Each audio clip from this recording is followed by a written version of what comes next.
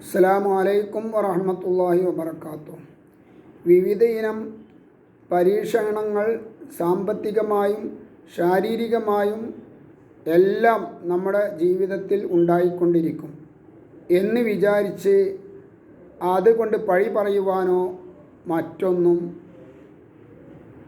നാം ചെയ്തു പോകരുത്.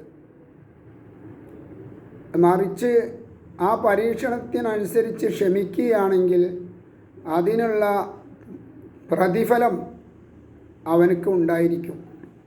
അള്ളാഹുവിൻ്റെ റസൂൽ സല്ലല്ലാഹു അലൈഹി വസല്ലം തങ്ങൾ പറയുകയാണ്, മാ യസാലുൽ ബലാഉ ബിൽ മുഅ്മിനി വൽ മുഅ്മിനത്തി ഫീ നഫ്സിഹി വ വലദിഹി വ മാലിഹി.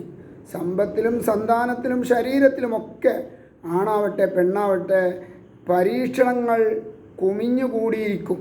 പക്ഷേ ഈ വ്യക്തി ഹത്താ യൽഖല്ലാഹ വമാ അലൈഹി ഖത്തീഅ, അവൻ അല്ലെങ്കിൽ അവൾ അള്ളാഹുവിനെ കണ്ടുമുട്ടുന്നത് അവരുടെ മേലിൽ ഒരു ദോഷവുമില്ലാത്ത ദോഷമുക്തരായ നിലക്കാണ് കണ്ടുമുട്ടുന്നത് എന്നാണ്.